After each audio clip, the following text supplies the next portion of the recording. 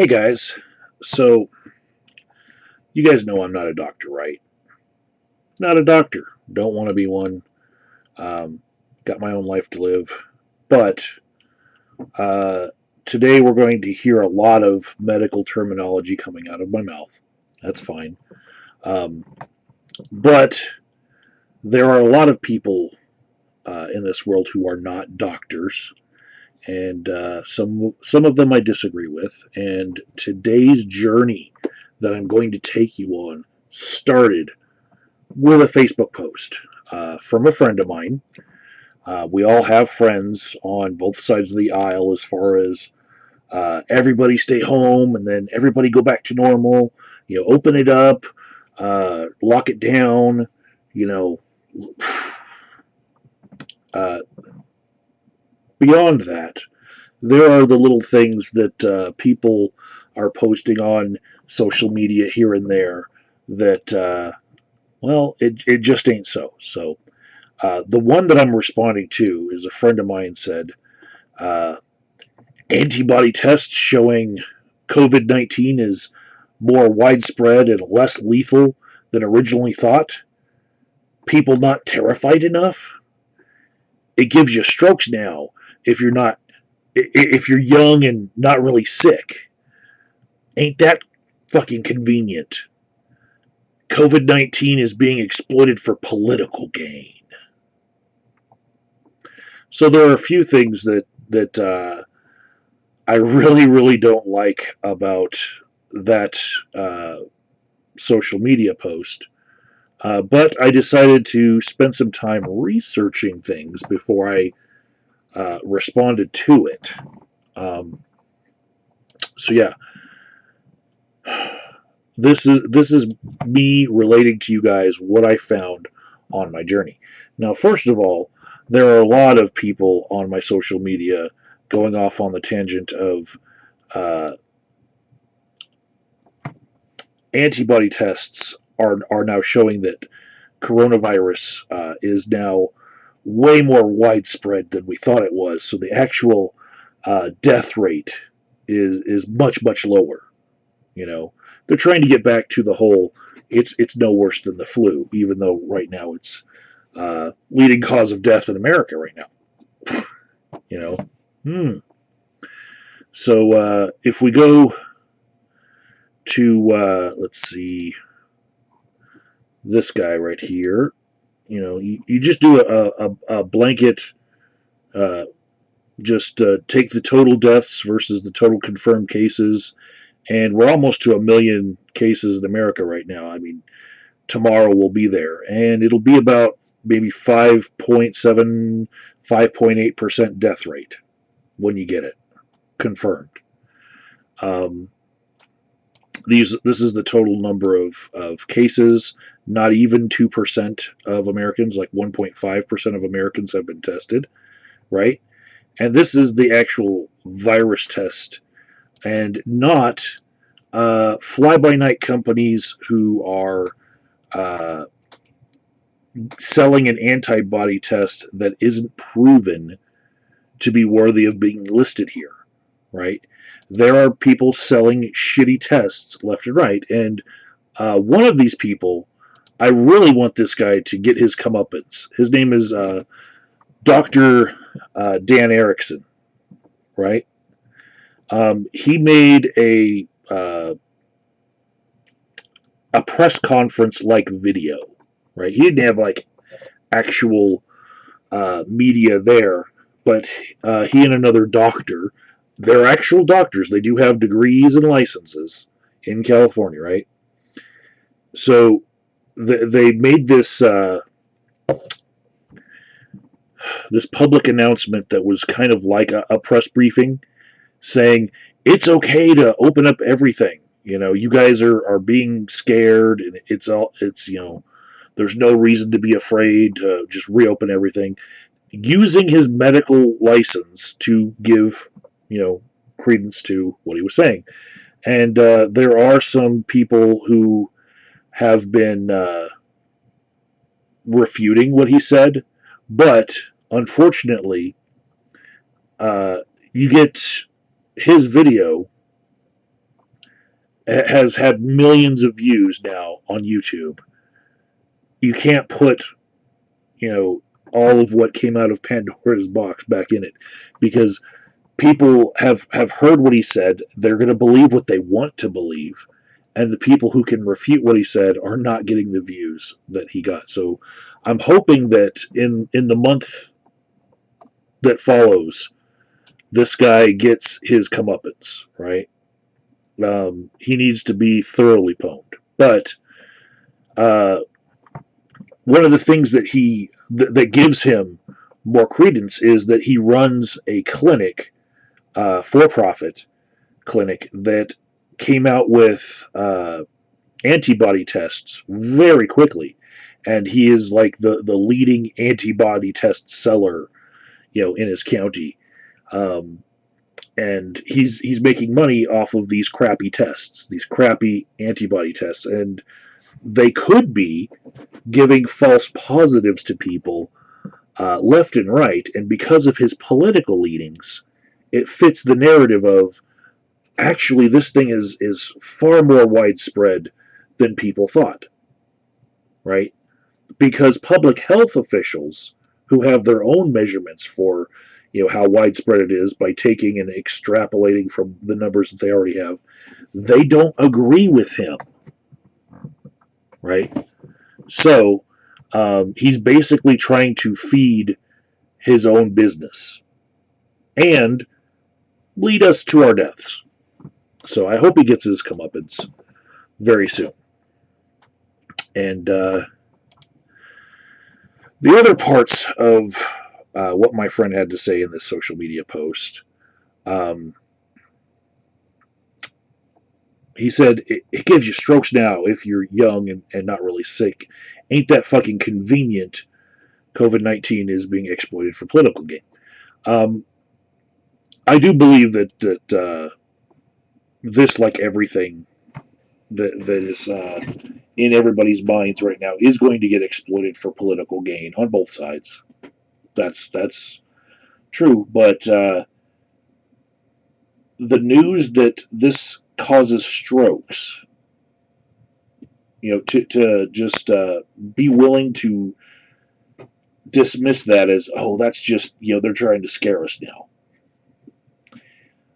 I did some research of looking at academic journals and studies, and I found that there actually isn't as much written in academia right now as there is just popular media articles that are out there, and most of them are about single anecdotal cases, right? And I've been paying attention to these cases in the past. The 17-year-old kid who was turned away at a for-profit hospital in California, and they gave him directions to get over to the clinic that would let him get care, and he just died on the way. That's one of them.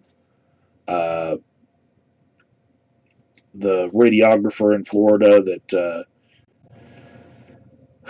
she went home after not showing any symptoms, and then they found her dead the next day. A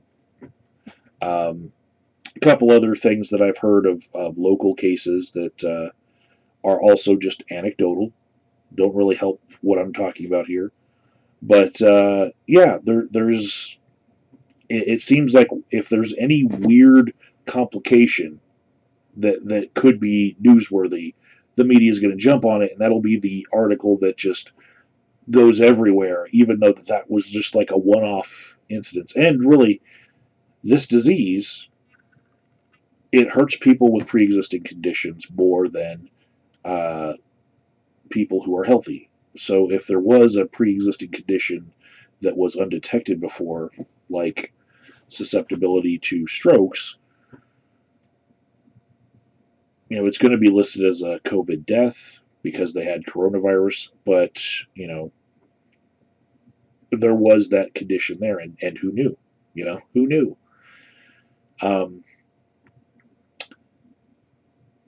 Anyways, Mias's Dragon says my friend deserves the Dutch oven treatment.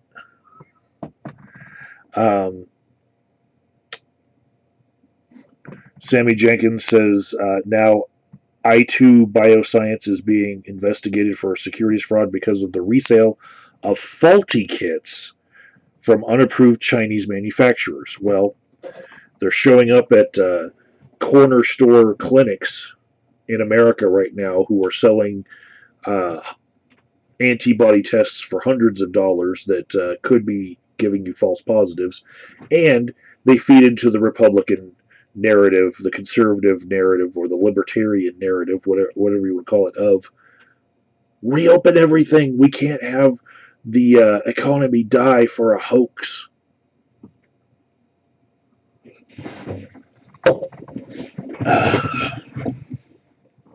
Anyways,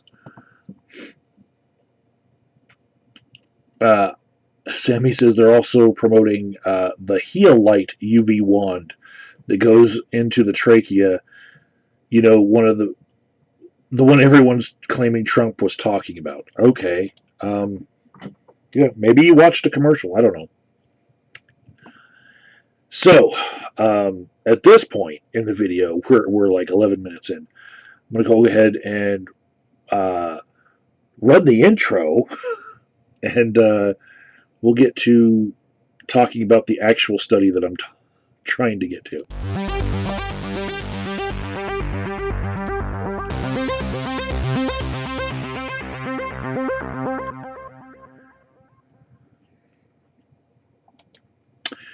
Okay, so this is a study out of the Netherlands that is about the incidence of thrombotic conditions in critically ill ICU patients with COVID-19. Now, this is a pre-proof of the study.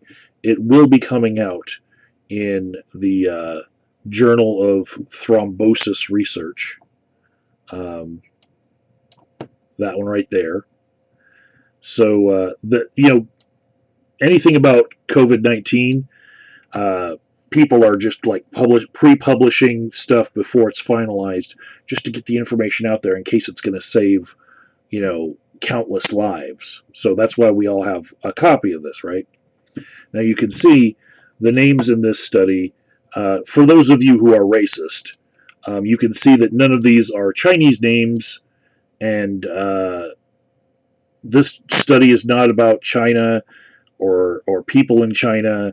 And those of you who are saying, "Oh well, studies come out of China can't be trusted," first, check your racism. Second, this isn't a Chinese study.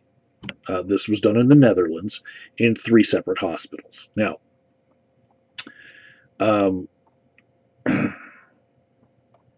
we go to the methods. And there were 3 hospitals, 2 Dutch university hospitals and 1 Dutch teaching hospital. And they found a whole bunch of pulmonary embolisms and deep vein thrombosis and ischemic strokes in patients who were in the ICU, right? So they started with 184 ICU patients, right? And these are the patients that had COVID-19 pneumonia. 23 of them died, right? So now, when you're thinking about the percentage that we'll get to as far as percentage of people in the ICU who ended up with thrombosis, which the lay term might be stroke of something. Thrombosis includes pulmonary embolisms in your lungs. It includes deep vein thrombosis in like your legs and stuff. It could also be a stroke. The lay term for it all would be a stroke, but it's actually the all-inclusive term would be VTE. I learned that today because I'm not a doctor, and I went on this wonderful trip through one study on the coronavirus. But anyways, venous thromboembolism is what you would say to just cover all of this stuff. So not exactly stroke, but most of what happened was actually pulmonary embolism. These were clots in the lungs. So 23 of these patients died, 13% of them, right? So they're like kind of removed from this in a strange way because they didn't make it through to a certain point where they would be counted in the study. 22 were discharged alive and could have gone home to have thrombosis or complications, and these doctors wouldn't know, right? So they're removed from the study. And so they lost almost a quarter of the people that were in their study just to that. To either they died suddenly or they were discharged alive and they couldn't be tracked. So all of these patients had what the study is calling thrombophylaxis. Oh, sorry, thromboprophylaxis, right?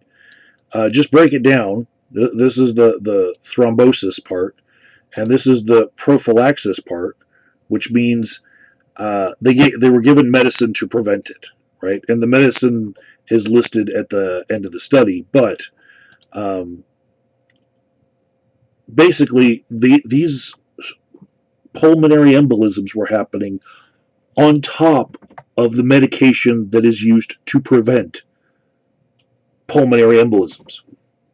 It's the same kind of medication that you would give like pregnant women so that they don't have, strokes or stuff when they're giving birth. It's a frequently used medicine that's available in all ICUs, right? So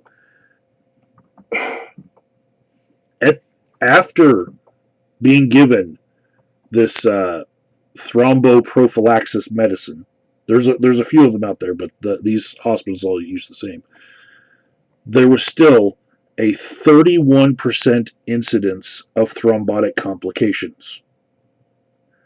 All right, which means if you end up in an ICU, if you're one of those severe patients that ends up in the ICU, 31% at least, the conservative estimate, a third of the people will be having pulmonary embolisms and mostly pulmonary embolisms. It wasn't, it says pulmonary embolism was the most frequent complication 81% of the time. It was that, right? But this is the conservative estimate because some of the patients, they just never were checked for this stuff, and because they didn't present with the symptoms that would make them check, they just didn't put a scan on them. They're busy. They're trying to save lives right now, right? But at least a third of the people who go to the ICU will have thrombosis.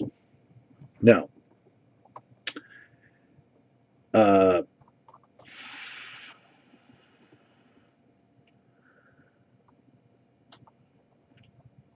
there's a lot more about what their methods were right here. Getting back down to their chart, this is basically after day 13 or 14, you know who's going to have the thrombosis complications or not. And you can see that it's around a third of the people. After they get into the ICU, they start having these blood clots in different parts of their body, right? A whole third that they know of. So these are all the numbers of, the breakdowns of the demographics of the people that the study was on, right? And the interesting thing here, the one that pertains to the Facebook social media post that started me off on this adventure today, is the mean age of these people that were in the study that ended up in the ICU in the first place was 64, right? The standard deviation on that is 12, which means only about 15.5% of the people who ended up in the ICU in this study were under the age of 50 or 52, right? And then it would be only like 2% of people that would be under the age of 40. So when you're hearing uh, in the media that it's possible that even young people can get these strokes and complications, yes, it's possible, right? But in this study in the Netherlands, the average age of the people who were showing up in the ICU was 64. Half of them older, half of them younger, right? With a good standard deviation uh, curve to it, right? So, although I do disagree with a lot that I saw in that social media post, the fact that uh, media that's being passed around in the last week, uh, saying that even young people, and just like promoting it can happen to young people, it can happen to young people. Um, this is still mostly an older people thing and a immunocompromised people thing, as far as who's going to get the severe symptoms and or die. Um, that's what the study says. And the medication that all of them got to prevent any pulmonary embolisms from happening. This is the thromboprophylaxis. This was nadroparin, I don't know, and they gave the dosages that they were giving them right there in this study. Like, this is how much we gave them, and they still ended up having pulmonary embolisms. So it does what it's going to do. All right. So there is another article that I looked at, and it's open to everyone to be able to see it. And I've seen a bunch of news articles written about this, and I'll put the study in the chat right now. The study, it's a anecdotal case presentation of one patient, and what came out of this one. This is on Frontiers in Neurology, and it's called the triage of acute ischemic stroke and confirmed COVID-19, large vessel occlusion associated with coronavirus infection, yada yada.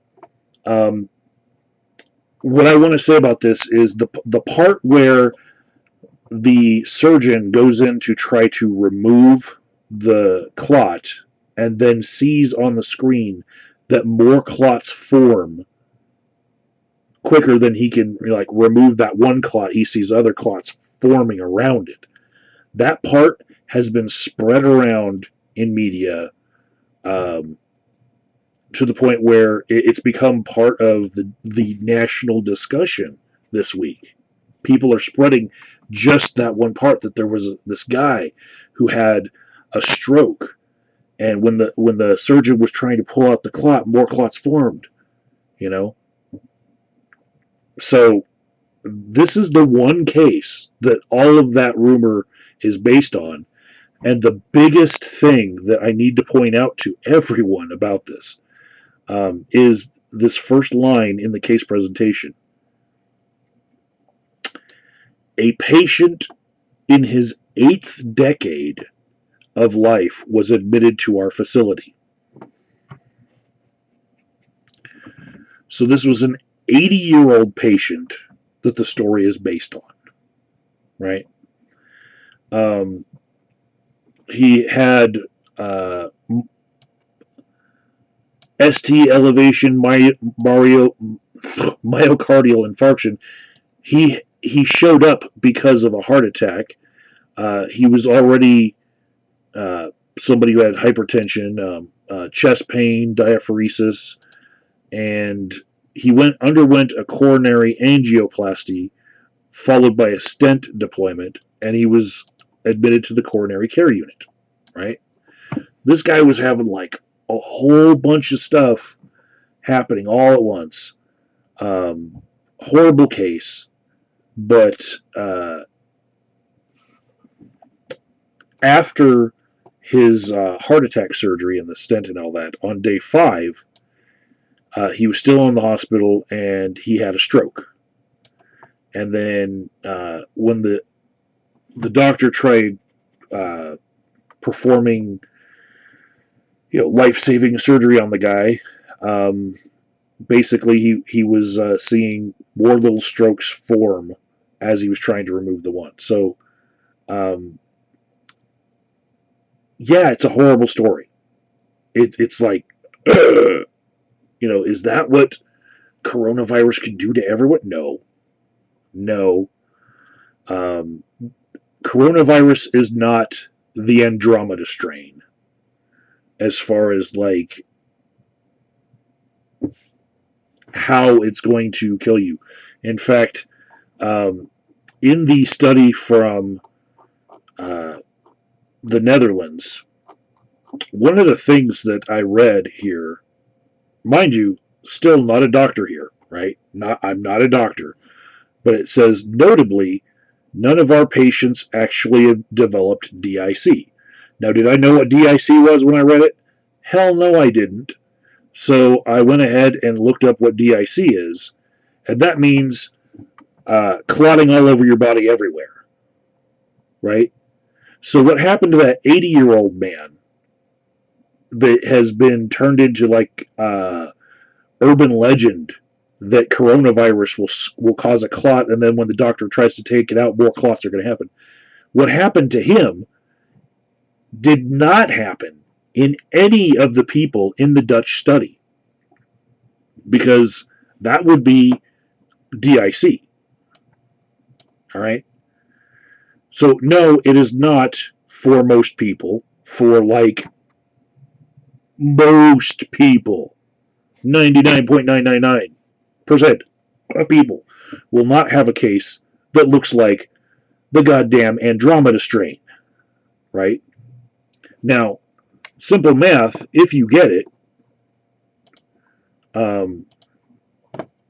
simple math, if you get it, a little bit more than 5.5% chance in America that you're going to die.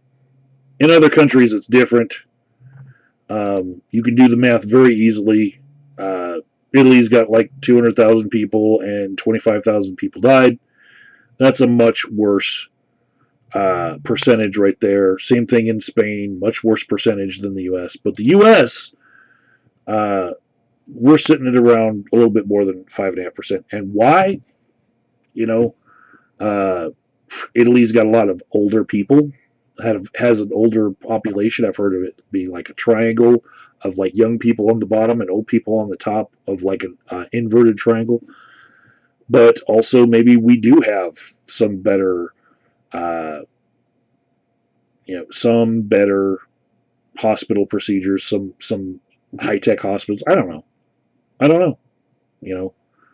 I just know that in my country, that's the simple rate of death. And there's a lot of people that are trying to say that because of shady doctors like Dr. Dan Erickson, who are using unapproved antibody tests from dubious sources to try to overinflate the number of people tested in the country. People are thinking that maybe this death rate might not be as high as it shows, because we don't know the actual number of people who have had coronavirus infection. And they're trying to overinflate it to the point where basically you'd have to have a magnitude of 10 more people tested with these shitty kits, more than what's actually been tested with the actual test, in order to come up with their numbers that push down the actual death rate to less than the flu. But these people are conveniently overlooking that this is now, right now, leading cause of death in America. You know, does the flu ever do that? No. It is a large source of deaths in America, but even thrombosis is a leading cause of death sometimes. It's in the top 10 sometimes. So, yeah, there's the study. There's what I learned. Basically, there's going to be a lot of people in the coming months that are going to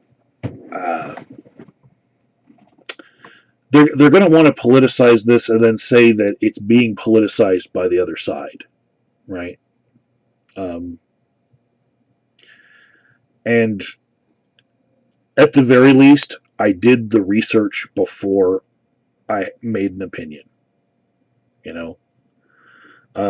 Hopefully this study comes out in the Journal of Thrombosis Research soon, but you guys can see the title and who authored it. And actually, he left his phone number and email in case you want to just contact him directly and get your own copy when it comes out. So, and I'm sure he's probably going to be of the mindset of helping everyone out. Before I go, I'll talk to the chat a little bit. Let's see. Jamie says Nancy Pelosi will save us from COVID-19. Maybe not, but maybe give us some of the funds that our neighbors to the north in Canada are getting. Their Congress is going to give them like 2,000 Canadian dollars a month for 4 months at least, and we're getting like a crappy $1,200 one off. What the hell is that? That won't even pay some people's mortgages, and then they've got all the other bills that they've got to contend with. By the way, when I last looked, 2,000 Canadian dollars is like 1,700 American dollars.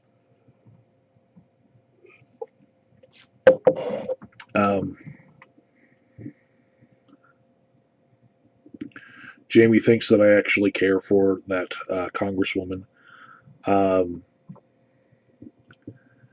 Nick says Warren's going to die in her home, protecting her gourmet ice cream from the starving sheeple. Wasn't that Pelosi that had the ice cream? Alan says, start taking vitamin E, everyone.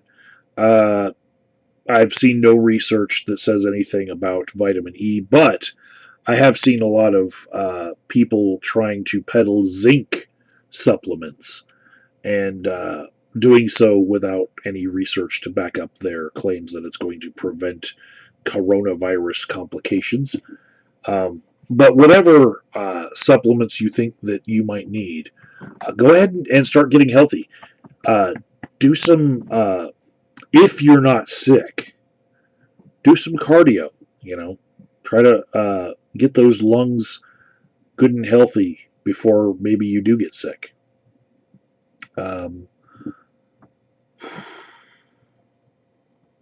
Mitch says, so my blood won't turn to powder. Good news. Mitch, I think you and I both can relate. When the movie Andromeda Strain, when they slit that guy's wrist and powder came out and it looked like the consistency of like gunpowder, man, that was freaky. Just slitting the wrist with a pocket knife of a body and just watching the dust come. Ugh.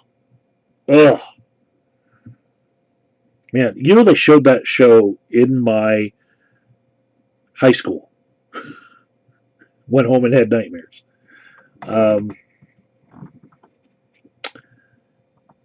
Nick says he thinks the Chinese virus is a bioweapon.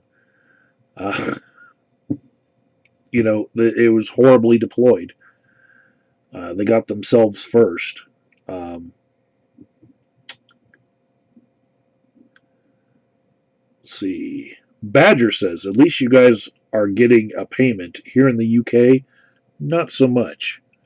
Yeah, but if we end up in the hospital with a coronavirus infection, if we're put in the ICU, we can end up with tens of thousands of dollars of debt right after becoming one of the unemployed people in this wave of unemployment that is spreading over our nation right ahead of the pandemic spreading over the nation, because our health insurance is connected to our jobs. We're kind of screwed. We're basically getting a real life lesson as to why single payer healthcare might be the best bet, because when a pandemic actually happens, and people start losing their jobs because of all of the shutdowns, it's not really feasible that their healthcare was connected to their job. And even if people say, "Oh, well, they could have paid the Cobra payment," no, no, no, you can't. If they, on average, didn't even have enough money to go without working for 2 weeks before they're broke, no, they couldn't afford that Cobra payment. So,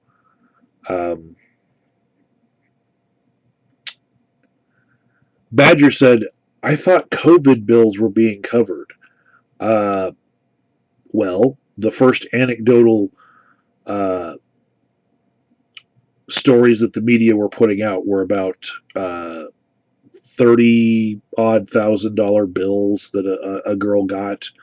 And yeah, no, they're not being covered. The president might say, "Oh, they're going to be covered."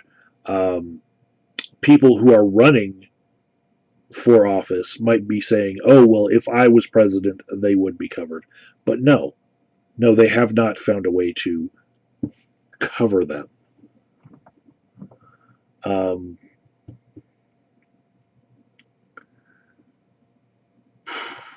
and that's about it. I'm going to leave you guys with that. Hopefully, you guys came out a little bit more informed for my trouble in trying to respond to social media, and hopefully, you guys aren't kept up late at night thinking, "God damn it, I wish I had something to say to that, because somebody's wrong on the internet and I can't sleep until I respond." Hopefully, I've given you something. Um, it's no way to spend your day thinking about how you're going to respond to people on the internet, when this could be a time of reimagining what your life is going to be in the future. um, I know I am.